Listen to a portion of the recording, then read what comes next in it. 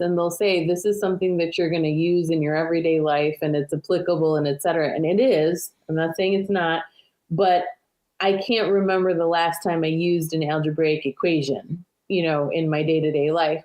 Psychology actually lives up to that statement of you're going to use this in your daily life. You are, because psychology is the study of your mind, of your brain, and guess what? You're using your brain every day, all day long.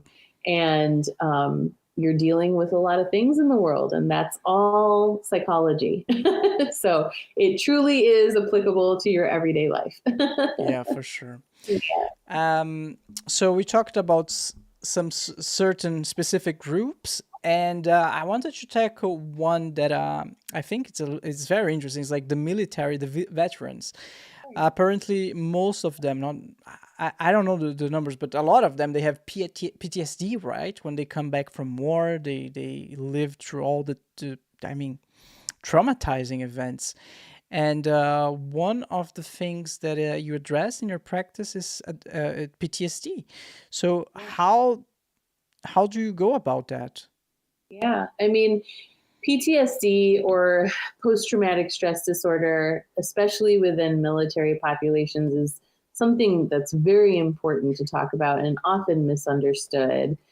It's an issue that affects countless numbers of active duty and veteran members, and really understanding its impact and the causes and available treatments is essential for anyone who wants to support those who serve. So when we talk about PTSD in military populations, we're often dealing with complex trauma.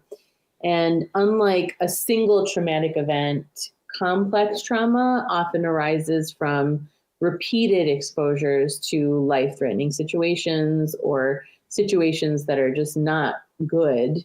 And that, of course, as we know, happens in military contexts. So there's combat experiences, witnessing loss, the high stakes environment that military members and dependents, so their family members, operate in, can lead to that prolonged, just chronic stress.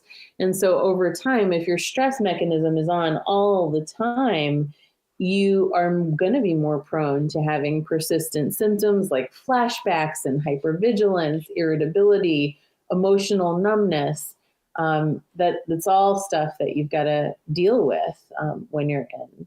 So it's a really important issue.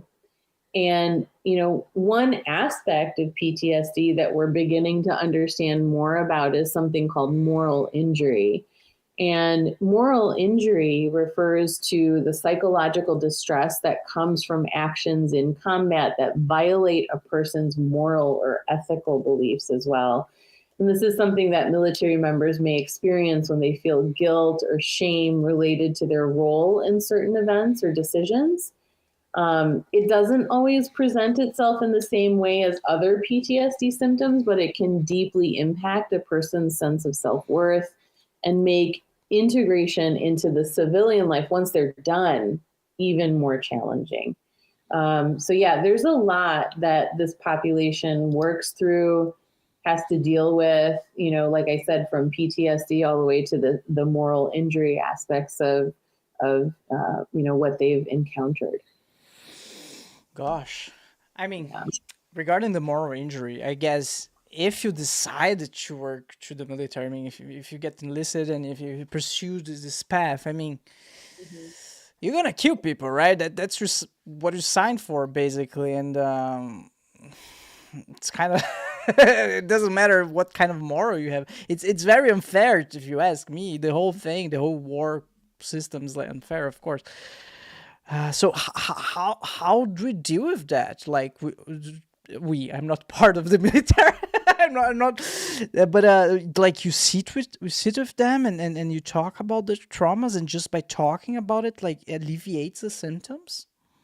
Yeah, I mean, for treatment, there are several effective approaches, including trauma focused Trauma therapies. focused. Okay.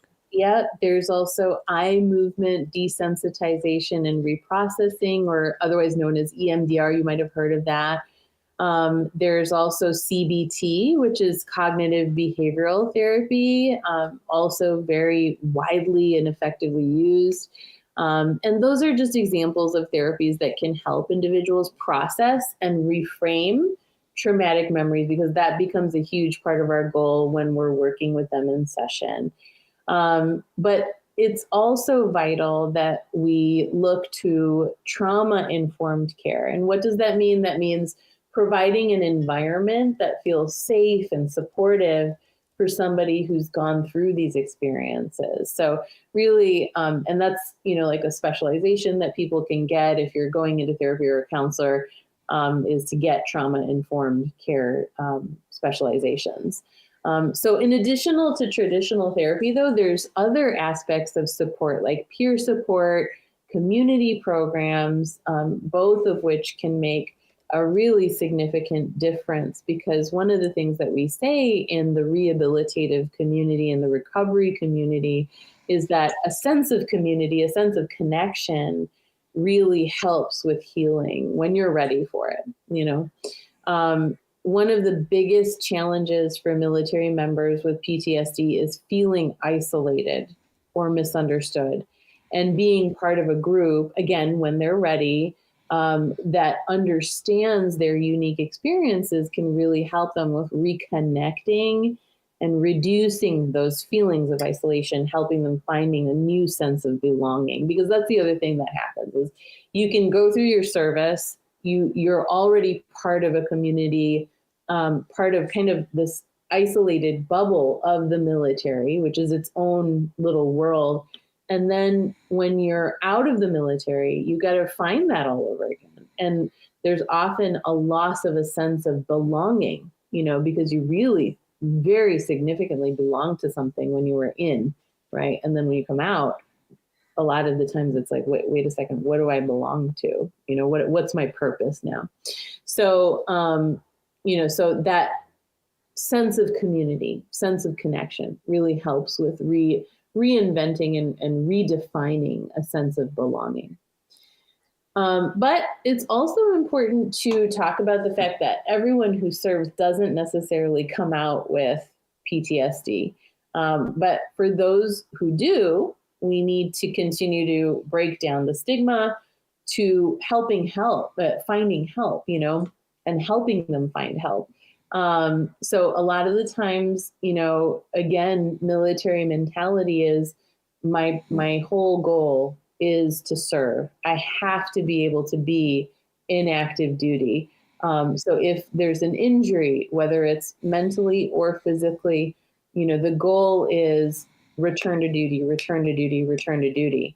So whatever needs to happen to patch you up and get you back into service becomes a really big part of the focus, which of course, as a provider, that makes me shudder, because there's so many things that you have to do. Sometimes it's not going to just be like this instant fix, right?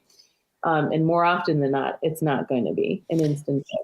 Is there like, I can totally see how the community serves a huge purpose. I mean, look at Alcoholics Anonymous. Like, just by being in that community, like they get so much support and energy to like get out of the problem. So, is there any type of I don't know, military PTSD Veterans Anonymous? Yeah, well, Is there? Okay. there's through the VA, there's a lot of different groups and services that are available. There are crisis